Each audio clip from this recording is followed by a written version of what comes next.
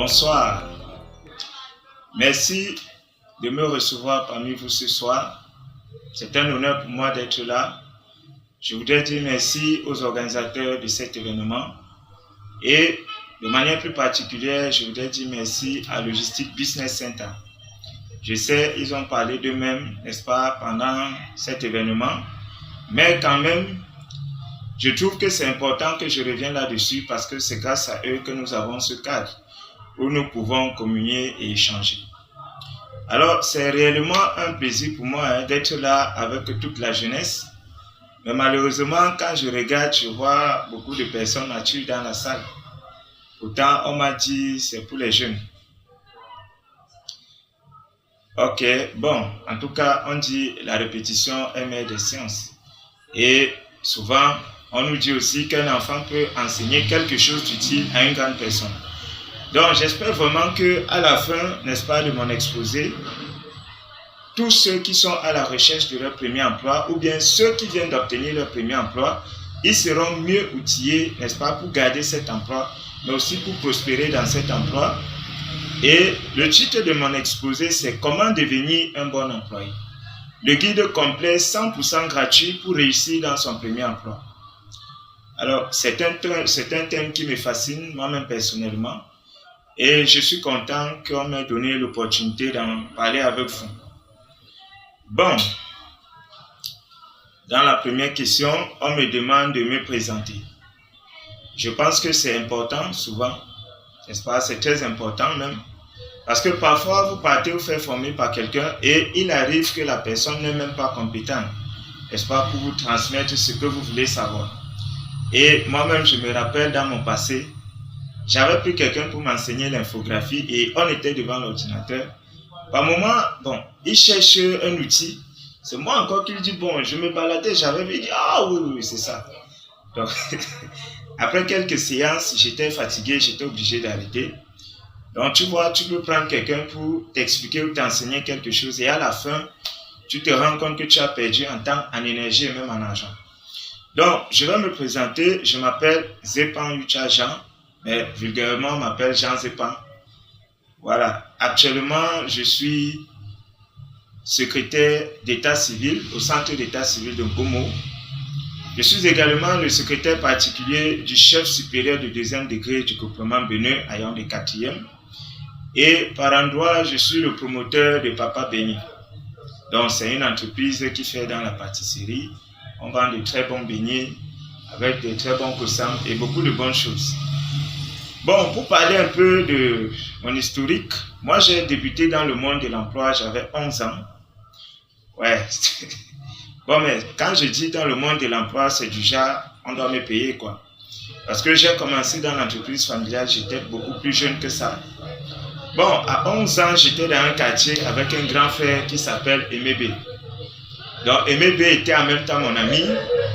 Et de temps en temps, il venait avec un 100 francs là, il m'envoie à la boutique. Achète-moi un gâteau de 50, le beurre chocolat. Bon, à l'époque, les gâteaux de 100 francs aujourd'hui, c'était 50. Et on vendait le beurre de 25, le chocolat de 25. Donc, c'était comme ça.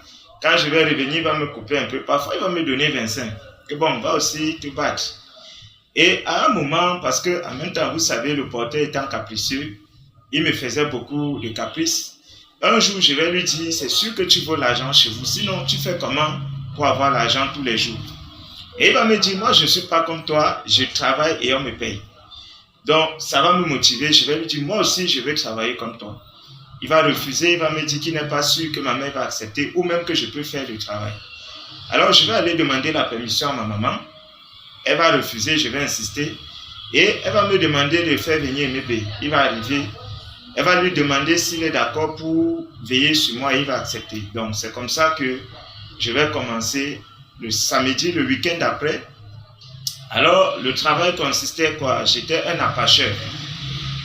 Donc, dans la ville de Mandio où j'ai grandi en partie, il y a ce qu'on appelle les coxeurs. Et notre patron, il était spécialisé dans les palmistes et un peu de cacao. Donc, si un agriculteur arrive avec ses palmistes ou son cacao au marché, moi, je vais aller prendre le sac et je vais vers mon patron. S'il achète, j'ai une commission, n'est-ce pas, dans chaque sac que j'ai apporté. Alors, c'était comme ça que ça se passait. Le premier jour, c'était vraiment catastrophique. Je me rappelle comme si c'était hier, j'avais eu 125. Et puis, MEB, il avait eu pitié, m'avait donné 25. Donc, je suis rentré avec 150. Mais quelques temps après, j'ai pu apprendre. Finalement, je gagnais un peu plus de 1000 francs par jour. Bon, pour moi, c'était beaucoup. À 11 ans, un enfant qui travaille du matin jusqu'à 11 heures, il a 1000 francs. Bon, c'était OK. Et j'ai fait ce métier pendant un certain temps. Après, j'ai pris un autre emploi. Je vendais chez Papa Kennedy. Il vendait les tissus, les draps et les choses comme ça. Donc là-bas, c'était que quand tu arrives, on te donne la marchandise, tu vends. À la fin, vous faites les comptes et on te paye en fonction de la clarté de ton compte. Parce que si tu as volé, il ne va pas te payer naturellement. Bon, après ça, j'ai enchaîné un peu le petit boulot aussi à là. Quand je suis devenu adulte, j'ai travaillé aussi dans quelques entreprises, notamment au JC à Bastos. J'ai travaillé au Dreams Life. J'ai travaillé à Ranicom. Et aujourd'hui, je suis au centre d'état civil de Nkomo. Mais je voudrais dire ici que c'est ce dernier emploi, n'est-ce pas, qui m'a vraiment moulé et qui me motive de partager avec vous, n'est-ce pas, ce soir. Pourquoi? Parce que là-bas, j'ai vraiment appris. Parce que pendant 12 ans de ma vie, je croyais que j'étais un bon employé. Parce que quand je travaillais ailleurs, j'étais plutôt doué. N'est-ce pas? Même si je commence faible, avec le temps, je vais apprendre et je vais beaucoup m'améliorer. Donc, je croyais que j'étais un très bon employé même. Et quand je vais arriver là-bas, à cause d'un acte que je vais poser, n'est-ce pas, mon patron va me virer. Bon, gloire à Dieu, 2 mois après, il m'avait rappelé, sinon je n'allais plus être là-bas. Mais cette leçon va rester vraiment gravée dans ma mémoire, parce que, en fait, c'était parti d'un coup de tête avec mon patron. J'avais fait preuve d'orgueil. J'ai discuté son autorité et il n'a pas supporté. C'était cash. Directement, il m'a appelé et m'a dit, bon, moi je me répands de t'avoir fait mon secrétaire d'état civil. Tu es renvoyé. C'était simplement comme ça. Alors, ça m'a permis de me revoir moi-même. Et aujourd'hui, je suis très heureux si vous me donnez la permission de pouvoir partager avec vous mes connaissances et aussi mon expérience dans ce domaine. Est-ce que je peux parler? D'accord. Bon, pour commencer,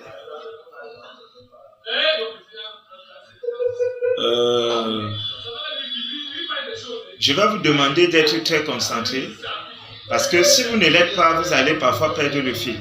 D'accord? C'est un sujet qui est très sensible. Et je sais que beaucoup de gens sont très offusqués lorsqu'on les traite d'employés. Et généralement, vous allez entendre quelqu'un dire, moi je travaille pour moi-même, je suis mon propre patron. Et quand quelqu'un dit ça, il se sent bon. Moi-même, j'ai entendu beaucoup de gens dire ça. Je suis mon propre chef, je suis mon propre patron. Et en fait, ça fait que certaines personnes sont frustrées de leur statut d'employé. En réalité, je voudrais ici, là, à l'entame, vous faire comprendre que vous devez être fiers de savoir que vous êtes employé quelque part. Parce que vous allez beaucoup gagner, n'est-ce pas, en tant qu'employé. Et je pense aussi que si vous devenez patron sans avoir été employé, vous ne serez pas un patron légitime. Bon, ça ne veut pas dire que vous ne pouvez pas être patron, mais je dis vous ne serez pas légitime. Pourquoi? Il y aura des réalités, il y aura des situations que vos employés vont faire face, mais vous n'allez pas comprendre ça.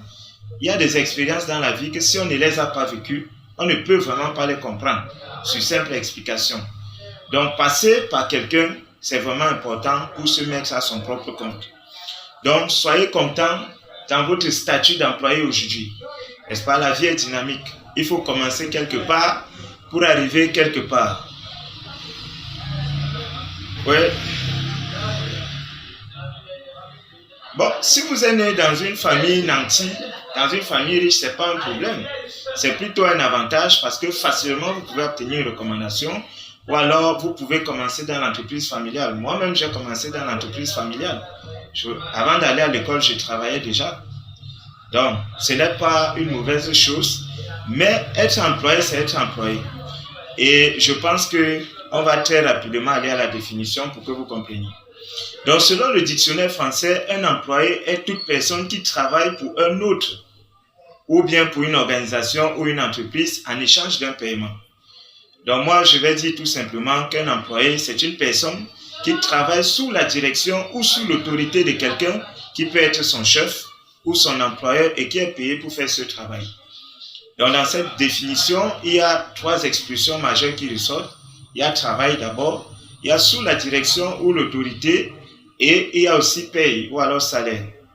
Donc je vais commencer, n'est-ce pas, par expliquer un peu le mot travail parce que tout le monde parle de travail, c'est même quoi le travail? Alors, d'après le dictionnaire français, le travail, c'est une activité de l'homme appliquée à la production, à la création et à l'entretien de quelque chose. Donc, cela veut dire qu'un employé, c'est une personne qui doit produire, qui doit créer ou entretenir quelque chose qui lui est confié par son chef ou par son patron. Donc, si on prend cette définition, n'est-ce pas, de travail, vous allez vous rendre compte qu'il y a beaucoup de gens qui se lèvent le matin et disent « je m'en vais travailler ». Ils rentrent le soir, mais ils n'ont pas travaillé en réalité. Ils étaient quelque part, mais en réalité, ils n'ont pas travaillé. Pourquoi? Le travail implique et impose la productivité. Donc, quand tu travailles quelque part, je prends un exemple, si tu es dans un secrétariat, autant pour moi, il est hors de question que tu rentres le soir sans avoir produit. Tu vas dire au patron, non, la journée était dure, il n'y a pas eu les clients. Non, c'est pas ça, c'est que tu n'as pas travaillé. Dans le travail, tu dois produire. Ça veut dire que le jour que c'est dur là, va même appeler les membres de ta famille de venir te faire la recette. Appelle tes amis, appelle les clients où tu veux, où tu peux. Mais pour parler de travail, il est obligé qu'on ait une productivité. Il est obligé qu'on ait une créativité. Et il est obligé qu'on ait un entretien. N'est-ce pas? Ça rejoint un peu quand nous étions au lycée. On nous a défini un peu le travail, c'était en physique, comme étant une énergie qu'on dépense pour partir d'un point A à un point B. Et on nous disait en physique que le travail a 3 formes. Le travail peut être nul, n'est-ce pas, si le point A est égal au point B. Donc tu as tourné en rond. Ça, c'est l'équivalent de quelqu'un, il allait passer toute une journée au travail, il n'a rien foutu. Celui-là, son travail est nul. Le patron va lui dire, tu n'as pas travaillé. Que tu aimes ou tu n'aimes pas, c'est la réalité. Maintenant, on nous disait aussi que le travail peut être négatif si le point A est différent du point B, mais dans le sens inverse du sens indiqué. Ça veut donc dire quoi? Si tu viens au travail, au lieu de produire et d'entretenir le matériel qui t'est confié, dans l'exemple du secrétariat tout à l'heure, tu viens gâter la machine, tu viens gâter un appareil et tu ne produis rien. Tu vois, tu as passé la journée au travail, mais tu as été vraiment négatif. Plutôt, tu as causé des pertes à ton patron. Voilà. Donc, le travail peut également être positif si le point A est différent du point B dans le sens indiqué. Ça, c'est le cadre d'un employé normal. Celui qui part au travail avec la conscience qu'il doit produire. Il a besoin de résultats et que tout ce qu'on lui donne, il doit veiller, n'est-ce pas, que ce soit bien entretenu. Bon, on va prendre la deuxième expression, sous l'autorité de. Selon le dictionnaire français, ça veut dire agir avec la permission, le consentement de quelqu'un qui a le pouvoir ou le contrôle. Alors, cela veut dire qu'un employé n'a pas le droit de faire ce qu'il veut, quand il veut, comme il le veut, pour les raisons qu'il veut. Plutôt, il doit se conformer à la volonté de son patron ou de son chef. En d'autres termes, ça veut dire qu'un employé doit faire ce qu'on lui demande de faire, à la manière qu'on lui demande de faire, pour les raisons que le patron seul connaît et au moment décidé par le patron. Bon, je vais un peu expliquer. Quand tu travailles pour quelqu'un, n'est-ce pas, tu n'es pas obligé d'être d'accord avec ses décisions. N'est-ce pas, il peut te dire de faire quelque chose. Bon, dans ton esprit, ce n'est pas ça. Mais parce qu'il est ton patron ou il est ton chef, si tu veux être son employé, tu dois faire comme il a dit. Autant qu'il t'a indiqué pour faire le travail qu'il t'a donné et à la manière qu'il t'a indiqué. Parce que vous savez qu'il y a plusieurs manières de faire la même chose. Maintenant, chacun a sa manière. Donc, si le patron t'a donné une manière, c'est la manière là que tu appliques. Ce n'est pas ta manière à toi. Parce que si tu fais à ta manière, là, tu n'es plus son employé. Parce que tu n'es plus sous son autorité, tu n'es plus sous sa direction. Donc, le dernier mot ici, c'est le salaire. Le salaire se définit comme le paiement du travail convenu entre un salarié et son employé au titre du contrat de travail dans le secteur privé et dans le secteur public. Ça veut dire que le salaire, c'est une somme d'argent qu'on va te proposer pour un travail dans certaines conditions bien précises. Et toi, tu acceptes de faire ce travail dans ces conditions au prix qu'on t'a indiqué. Donc, voilà en gros ce qu'on peut dire, n'est-ce pas, du travail, de l'emploi autant pour moi. Donc, un employé, c'est quelqu'un qui a accepté d'exercer une activité pour quelqu'un d'autre, pour une entreprise, pour une organisation, pour un gouvernement, activité qui lui impose d'être productif, d'être créatif et d'être responsable de l'entretien de ce qui lui est confié. Et à la fin, on doit lui payer, n'est-ce pas, une somme d'argent. Cette fin, ça peut être à la fin de la journée, ça peut être à la fin de la semaine, à la fin du mois, à la fin de l'année, en fait, selon les termes convenus, n'est-ce pas, dans le contrat de travail au départ. Donc, voilà donc pourquoi je conseille à tout le monde de commencer par un emploi avant de se lancer à son propre compte. Parce que lorsque tu travailles pour quelqu'un, c'est comme si tu pars à l'école, mais c'est ton patron qui crée les conditions, n'est-ce pas, de ton enseignement. Parce que lorsque tu travailles, c'est le patron qui définit le bureau, c'est lui qui produit le matériel de travail, c'est lui qui organise le travail. Toi, lorsque tu viens, tu dois simplement te conformer aux instructions et tu fais tout ce qui t'est demandé de faire de manière facile et de manière très simple. Or, si tu partais à l'école, n'est-ce pas, tu dois payer pour qu'on crée ces conditions pour toi. Mais lorsque tu travailles, le patron crée ces conditions et il te paye. Même si le salaire n'est pas bon, quand même, tu gagnes en expérience parce que tu apprends à être productif, tu apprends à être créatif et tu apprends la responsabilité. Et là, tu deviens différent de quelqu'un qui a commencé immédiatement dans l'auto-emploi parce que lui, il ne connaît pas la responsabilité, il connaît l'indépendance. Tu vois, quelqu'un qui se lance dans l'auto-emploi, s'il tombe, il tombe seul. S'il court, il court seul. S'il avance seul. S'il recule, il recule seul. Pourtant, lorsque tu es employé quelque part, tu dépends de ton patron et ton patron dépend aussi de toi. Ça veut dire, si tu tombes, tu tires ton patron vers le bas. Si tu cours, tu le tires vers l'avant. Si tu ralentis, tu le tires vers l'arrière. Si tu tournes, tu le tires, n'est-ce pas, d'un côté ou de l'autre. Et du coup, l'emploi prépare quelqu'un à l'esprit d'équipe. Ça prépare quelqu'un à l'esprit de la responsabilité. Il est plus facile pour quelqu'un qui a d'abord un jour travaillé quelque part de devenir un patron que pour quelqu'un qui a directement commencé dans l'auto-emploi de devenir patron. Parce que lorsque tu as travaillé quelque part, certainement tu vas faire des bêtises et c'est ton patron qui va assumer. Tu vas faire des erreurs, il va te corriger. Ce qui fait que le jour où tu te mets à ton propre compte, si tu as un employé, tu peux comprendre certaines de ces erreurs. Tu peux connaître comment le corriger. Or, celui qui se lance dans l'auto-emploi directement, n'est-ce pas, c'est lui qui le maîtrise, c'est lui qui le connaît et il fait ce qui lui vient à l'esprit. Il ne tient pas forcément compte des à côté.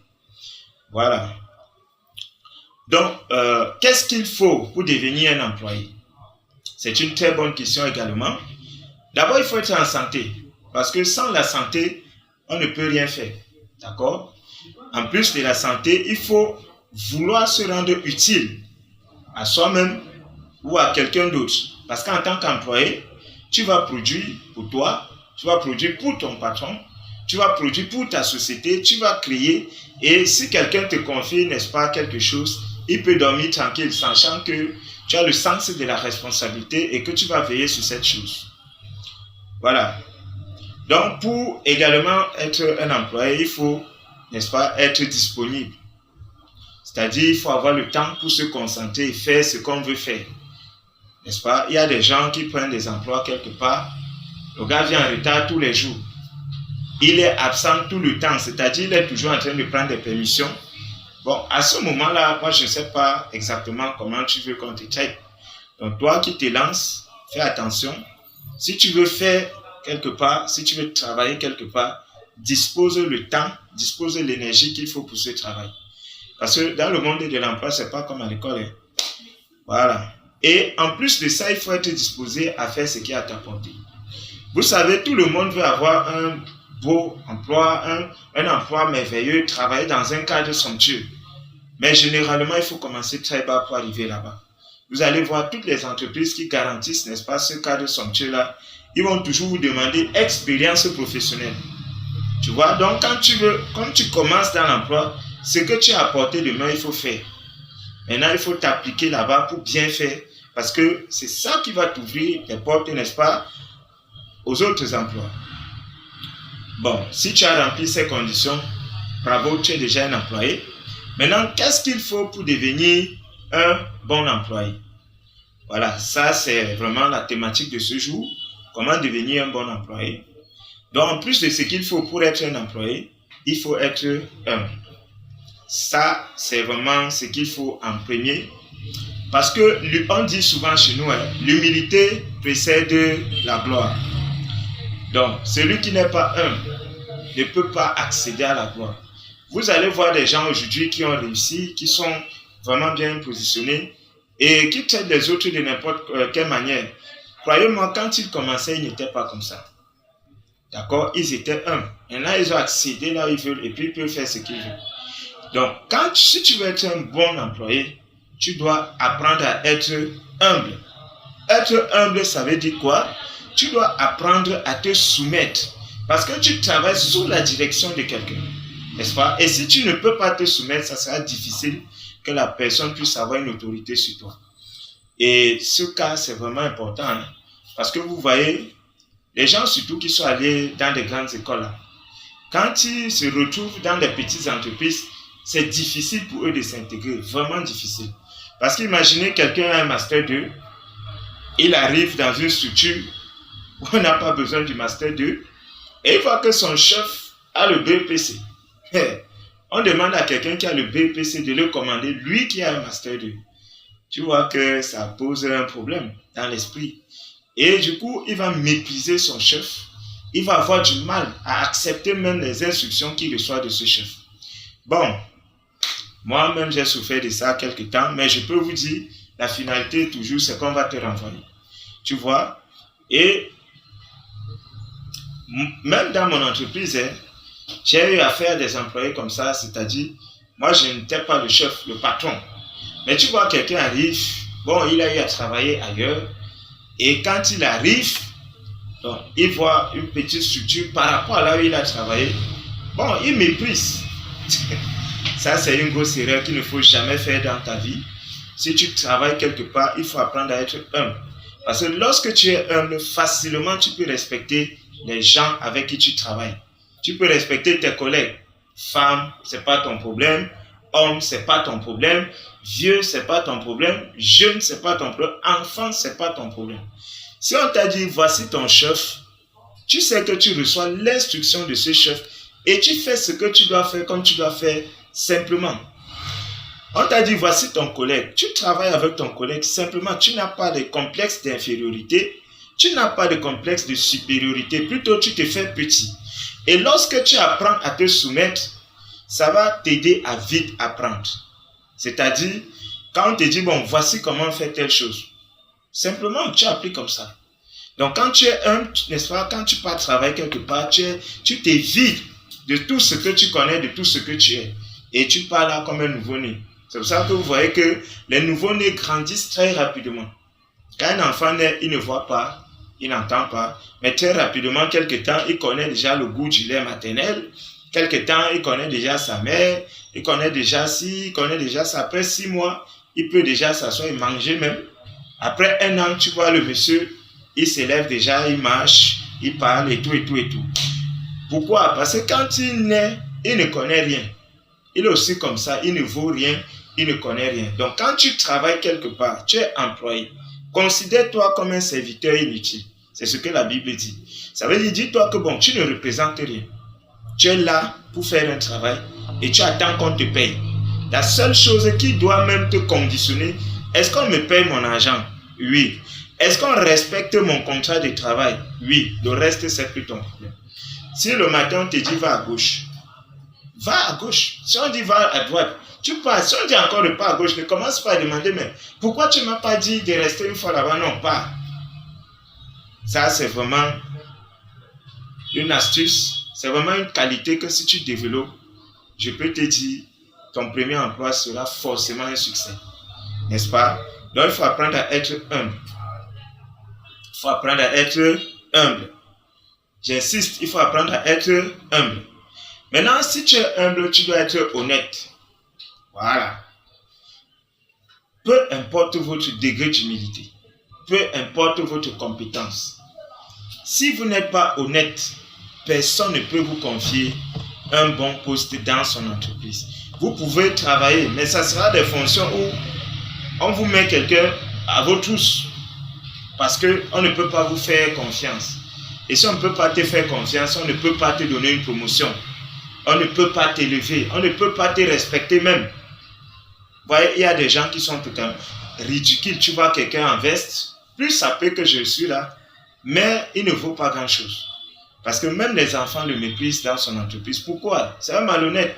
Il est tout le temps en train de vouloir estorquer, en train de vouloir estorquer soit le patron, soit les collègues, soit les usagers. Donc tu dois apprendre à être honnête. Même si tu ne l'es pas, ce n'est pas grave. Apprends à devenir quelqu'un d'honnête. Alors, en plus de ça, tu dois apprendre la discipline. Alors, toi qui m'écoutes, il faut savoir, tu ne peux pas réussir dans la vie sans discipline. C'est-à-dire, tu peux être le plus intelligent du monde, tu peux avoir les meilleures relations, tu peux tout ce que tu veux. Mais s'il te manque la discipline, tout ça là va voler en éclats. Parce que c'est la discipline qui te permet, n'est-ce pas, d'entasser, de regrouper à un endroit toutes les qualités que tu possèdes. Il faut apprendre à être discipliné. Si tu as pris un emploi, on t'a dit tu commences à 7 heures, tu finis à 18 heures. Mon frère, arrange-toi pour commencer à 7 heures et pour être dans ce travail à 18 heures. Ne fais pas comme les gens que moi je vois. Et puis quand je travaille même dans des entreprises, moi je ne comprenais jamais certaines personnes. C'est-à-dire, on te dit, bon, on peut accorder 15 minutes de retard. Toi, tu t'arranges tous les jours à venir 1 heure après, 30 minutes après, et tu veux expliquer. Il y avait l'embouteillage, il y avait ci, il y avait ça. Non. Dès que tu commences à faire comme ça, laisse-moi te dire, ton patron sait que tu ne peux pas être un bon employé, il ne peut pas compter sur toi. Moi, en tant que patron, quand quelqu'un est comme ça, je vais te chasser très rapidement. Parce que quand tu travailles quelque part, je prends un exemple dans mon entreprise. On peut se séparer ce soir, n'est-ce pas? Et pendant la nuit, un client m'appelle au téléphone. Je négocie avec lui un contrat pour demain matin. Il est pressé. Il me dit non, je dois partir très tôt. Je sais que toi, tu es censé être peut-être au travail à 7 heures. Je lui dis non, on ouvre à 7 heures. Donc si tu arrives à 7h10, tu seras servi. Tu vois? Alors, toi, tu t'arranges à venir à 7h40. Bon, s'il était pressé, tu penses qu'il va rester là de 7h10 à 7h40? Non. Et parfois, ça peut être le seul contrat de toute la journée. Maintenant, tu vas faire qu'on perde ça. Donc, si tu es habitué à faire comme ça, tu vois qu'à la fin, tu ne sers à rien. Mieux vaut confier à quelqu'un d'autre qui peut être là à l'heure. Ou alors moi-même, je laisse le jour que je suis disponible, parce que ce qui est sûr, le patron peut toujours s'organiser sans toi. Il faut le savoir. S'il a créé son entreprise sans toi, il peut gérer cette entreprise sans toi. Ça, c'est clair. Que tu sois là ou pas, son entreprise peut fonctionner. Et généralement, si tu vois un patron qui a une entreprise, que lui, il ne travaille pas dans cette entreprise, c'est qu'il a d'autres occupations qui lui produisent plus. Donc, si l'entreprise ferme, lui n'a pas de problème, il va rester lui-même. Donc, quand tu travailles, c'est à ton avantage que ton entreprise se porte bien. Et pour que ça se porte bien, tu dois être discipliné. Il ne faut pas venir, tu ouvres la structure d'autrui, tu es en train de marcher dans tous les sens. Non, tu dois être là. Quand l'usager vient, tu le reçois avec un beau sourire. Et tu lui offres, n'est-ce pas, ce qu'il veut. Alors, en plus de la discipline, tu dois développer l'esprit de la débrouillardise. Donc, ça là, c'est vraiment pour ceux qui aspirent à être de bons employés et de futurs leaders. Tu dois développer l'esprit de la débrouillardise. Ça veut dire quoi? Je vais expliquer ça avec des exemples. Il y a des gens, même à la maison, c'est-à-dire ils sont assis à la maison. On a séché des habits dans la cour, mais il pleut. Le gars, il n'a même pas à l'idée que bon, je vais aller retirer ses habits pour les protéger. Il reste, il pleut. Quand on vient, on trouve qu'il a plu sur les habits. Mais qu'est-ce qui s'est passé? Oh, vraiment, vraiment. Tu vois? Ou alors tu vois quelqu'un est placé là. et a un appareil qui est mal positionné. Il voit que c'est mal positionné et il sait que c'est mal positionné. Au lieu d'arranger, il ne peut pas arranger. Où le gars est placé là, et il y a un problème qui surgit. Il est seul. Il ne peut pas réfléchir même un peu pour apporter au moins une solution temporaire par rapport à la situation. Quand tu fais comme ça, c'est clair, on peut te garder dans cet emploi, mais on ne va pas te donner un poste de responsabilité. Parce que pour que tu sois responsable, il faut que tu sois créatif. C'est pour ça que lorsqu'on définissait le travail, on a parlé de créativité. Et vous voyez que justement, c'est nécessaire pour que tu sois un bon employé. Tu dois être créatif, tu dois être un débrouillard. N'est-ce pas? On dit souvent qu'un soldat, tout ce qu'il a en main, c'est une arme quand il est sur le champ de bataille. Même s'il a son bâton de manioc qu'il devait manger. Dès qu'il est face à l'ennemi, ce bâton de manioc peut l'aider à faire quelque chose. Il ne va pas croiser les mains et dire « Oh, je n'ai pas mon pistolet ». Non. Il va se battre. Et un employé, c'est quelqu'un qui doit apprendre à se battre. Tu te bats, n'est-ce pas, en respect, avec l'esprit de ton entreprise. Ce n'est pas selon ta pensée. Non, tu connais que bon, mon patron aime comme ça. Tu vas dans ce sens. Tu vois un peu? Bon, un bon employé doit développer l'esprit de société. Tu dois être quelqu'un de sociable dans ton entreprise. Vous voyez, il y a des employés vraiment que ça ne vaut pas la peine. C'est-à-dire, celui-là, quand il arrive le matin, il a le visage froissé.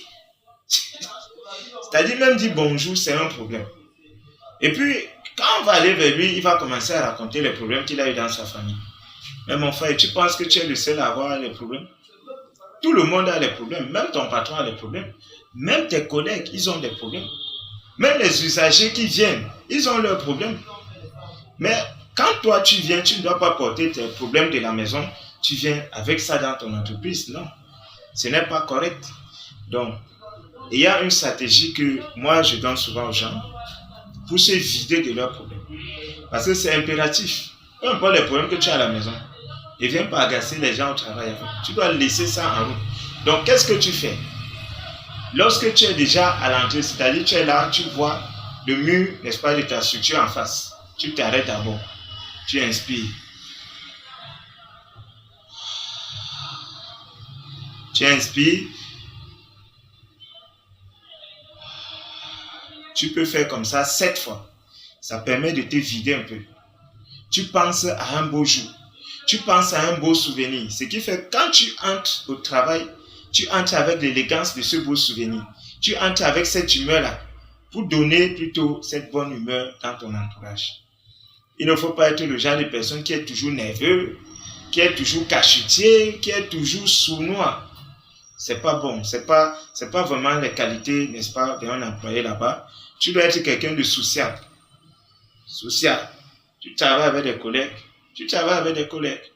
Ça ne veut pas dire que forcément tu deviens leurs amis. Mais ils sont tes collègues. N'est-ce pas? Tu ne dois pas les traiter comme tes ennemis. Vous êtes dans la même équipe. Même si vous n'êtes pas dans le même service, même si vous n'avez pas le même poste, vous êtes dans la même équipe. C'est l'ensemble de vous tous qui donne la bonne santé à votre entreprise. Donc, il ne faut jamais oublier ça. C'est-à-dire, tu peux avoir des problèmes, tout le monde en a, mais il faut te rappeler, quand tu pars au travail, ne porte pas tes problèmes pour partir au travail. Tu peux porter les problèmes du travail, tu rentres chez toi avec elle. Là, c'est OK. Mais ne prends pas les problèmes de la maison pour aller au travail. Pourquoi? Parce que le travail doit te produire de l'argent. N'est-ce pas?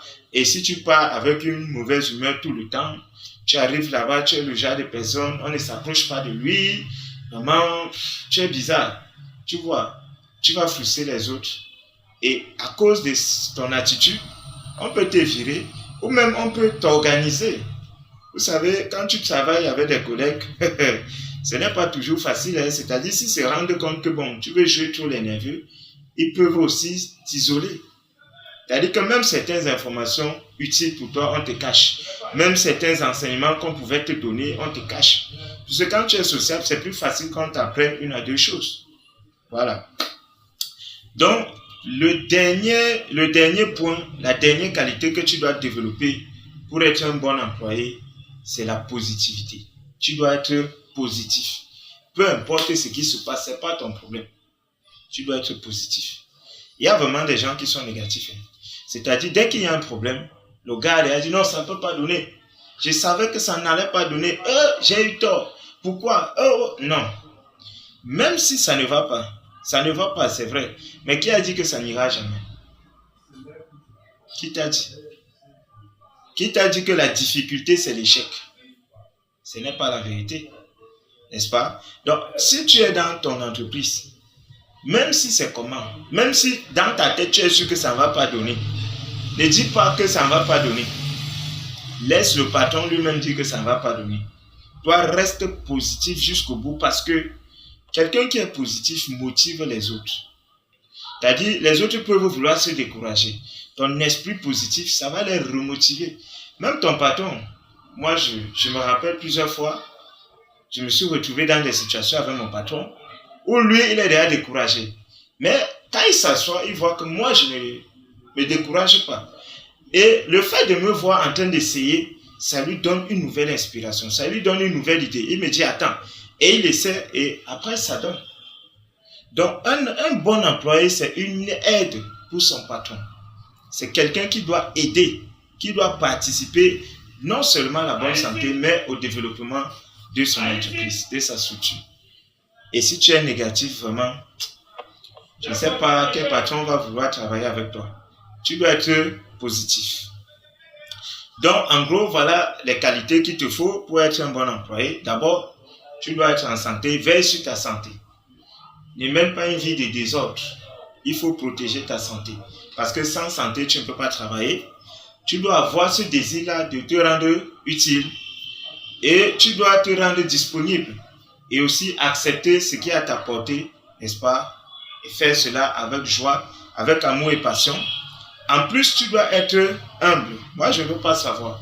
Peu importe l'argent que tu as, tu dois être humble. Peu importe la famille d'où tu sors. Si tu es pauvre, c'est ton problème et ta famille. Si tu es riche, c'est ton problème et ta famille. Mais tu dois développer l'humilité dans ton lieu de travail. Tu dois être quelqu'un d'honnête. Tu dois être une personne disciplinée.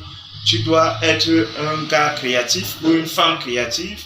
Tu dois être sociable et surtout rester positif.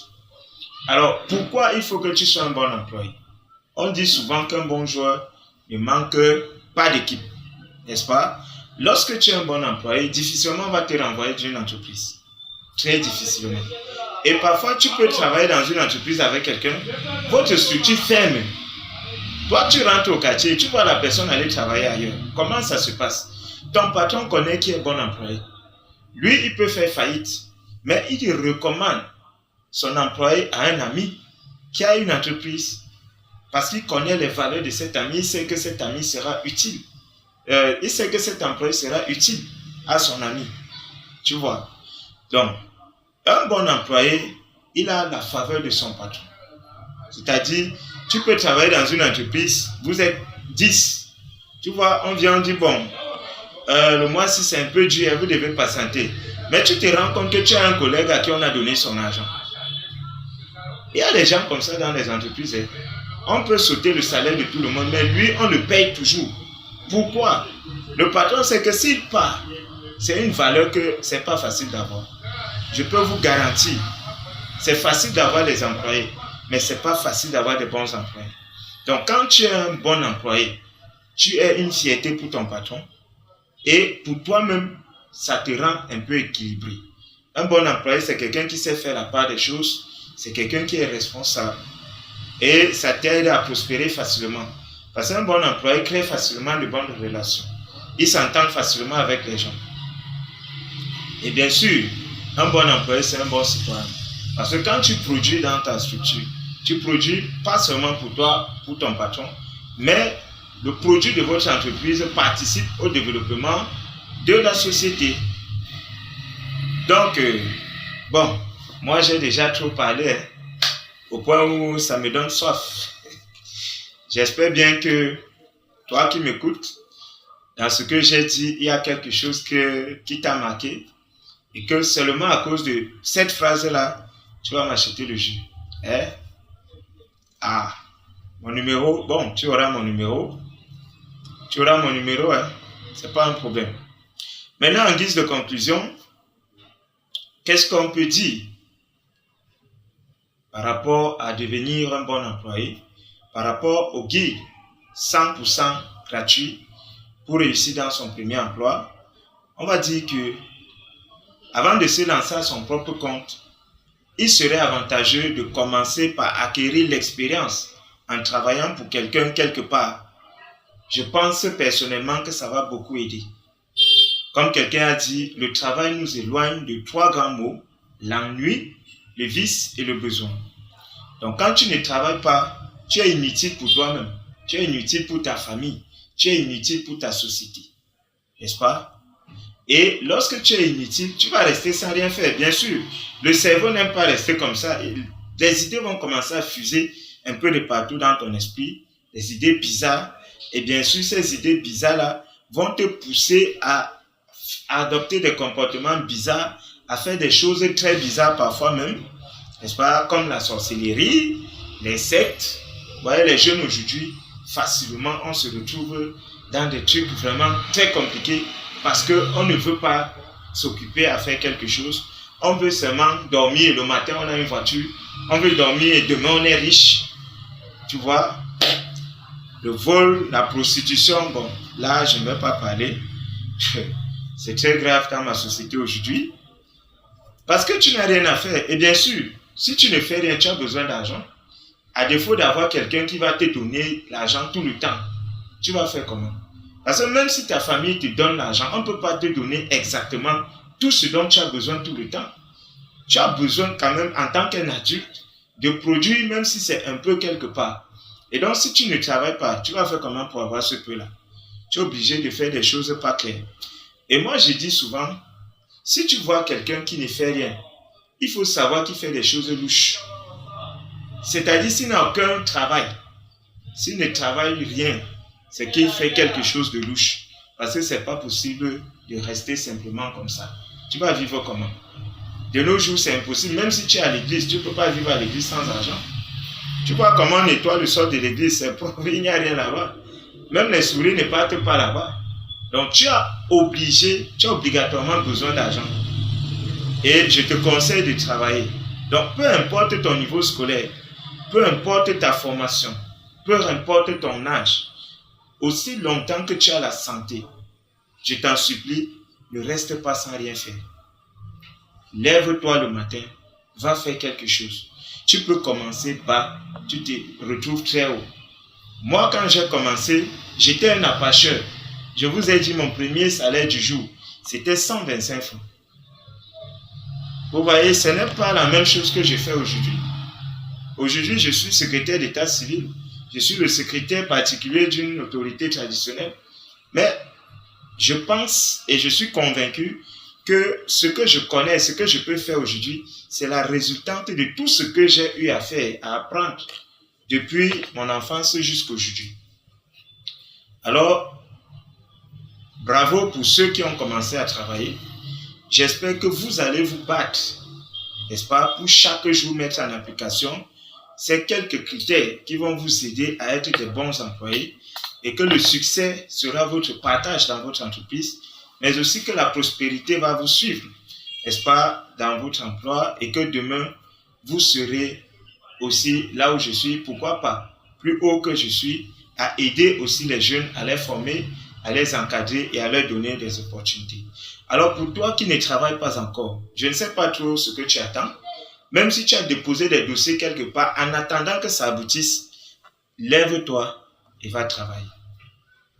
Bon, merci beaucoup, n'est-ce pas, c'est ce que j'avais à partager avec vous, n'est-ce pas, aujourd'hui, par rapport à ce thème. Et je suis très content d'avoir été là avec vous. J'espère que je n'ai pas gaspillé votre temps. J'espère que ça vous a été utile quelque part et que ça va vous aider. Bon, merci encore à Logistique Business Center.